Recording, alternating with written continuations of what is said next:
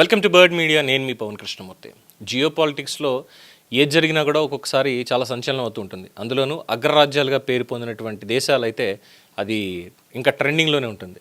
ఇవాళ చైనా అదే ట్రెండ్లో ఉంది.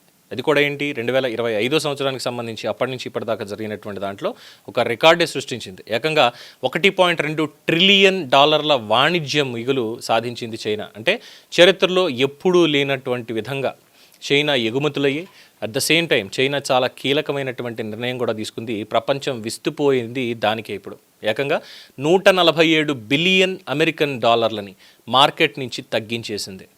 అలా ఎందుకు? చైనాకి డాలర్లు అవసరం లేదా, లేక ఇది అమెరికా మీద చైనా చేస్తున్నటువంటి ఆర్థిక యుద్ధమా? అసలు కథ ఏంటో తెలుసుకోవాలంటే ఈ వీడియోని చివరి దాకా చూడండి. 2025లో చైనా ఎగుమతులు $3.77 ట్రిలియన్ చేరుకున్నాయి. ఫైన్. దిగుమతులు మాత్రం $2.58 ట్రిలియన్ వద్ద మాత్రమే ఉన్నాయి. దీంతో చైనాకి ఏకంగా $1.2 ట్రిలియన్ వాణిజ్య మిగులు అనేది లభించింది. ఇది ఒక రికార్డు. అయితే ఇక్కడ ట్రంప్ 2025లో సుంకాలని పెంచిన తర్వాత అమెరికాకు చైనా ఎగుమతులు 20% తగ్గిపోయాయి. అమెరికా నుంచి ఆర్డర్లు తగ్గానే మరి చైనా ఏం చేసింది? ఇతర దేశాలకి ఎగుమతుల్ని పెంచడం ప్రారంభించింది. అంటే ఇక్కడ ఒక్కటే మార్కెట్ కాదు, ప్రపంచం మొత్తం మాకు మార్కెటే, నీకు కాకపోతే వేరే వాడికి పంపిస్తాను రా అన్నటువంటి ఒక స్ట్రాటజీ. ఆఫ్రికాకి ఎగుమతులు ఏకంగా 26% పెరిగాయి, ఆగ్నేయేషియాకి 13%, యూరోపియన్ యూనియన్కి 8% పెరిగాయి. ఈ ప్రక్రియలో చైనా దగ్గర భారీగా డాలర్లు పోగయ్యాయి. ఎందుకంటే ప్రపంచం మొత్తం డాలర్ మీదగా నడుస్తుంది మొత్తానికి.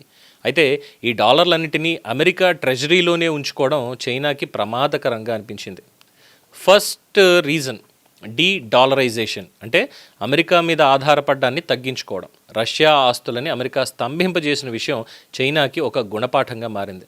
మన దగ్గర $700 బిలియన్ విలువైన అమెరికా బాండ్స్ ఉంటే వాటిని ఎప్పుడైనా సరే స్తంభింపజేసే అవకాశం ఉంటుంది అనే ఆలోచన ఇక్కడ చైనాలో మొదలైంది. అందుకే 2013 నుంచి చైనా మొత్తం $622 బిలియన్ విలువైనటువంటి అమెరికా ట్రెజరీలని సేల్ చేసేసింది.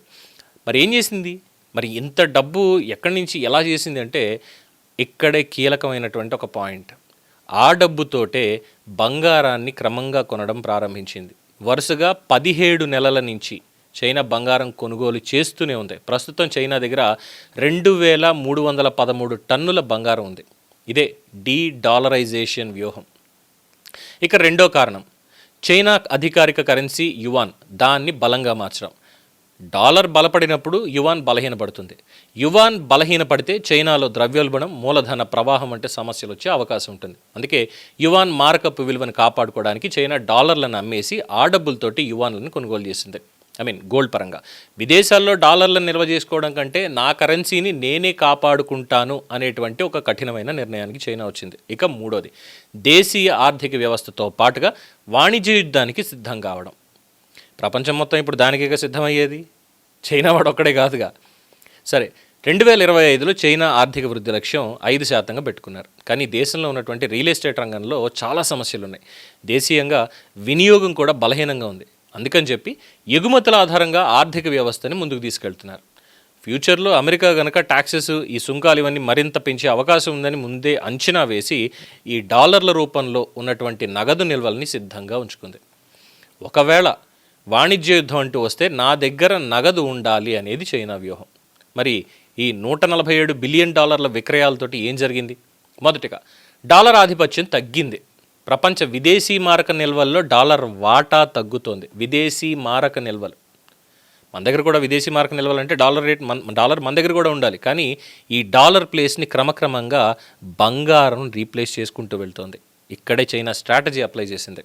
ఇక్కడ బంగారం ధర పెరిగింది. ఔన్స్ ధర $4,300 దాటిపోయింది. మూడోది, యువాన్తో పాటు రూపాయి బలం కూడా పెరిగింది. ప్రస్తుతం చైనా వాణిజ్యంలో 30% యువాన్లో జరుగుతోంది. నాలుగోది, భారత్కి అవకాశం ఏర్పడింది. అమెరికా, యూరోప్ దేశాలు చైనాకి బదులుగా భారత్ నుంచి దిగుమతులు చేసుకోవడం ప్రారంభిస్తున్నాయి.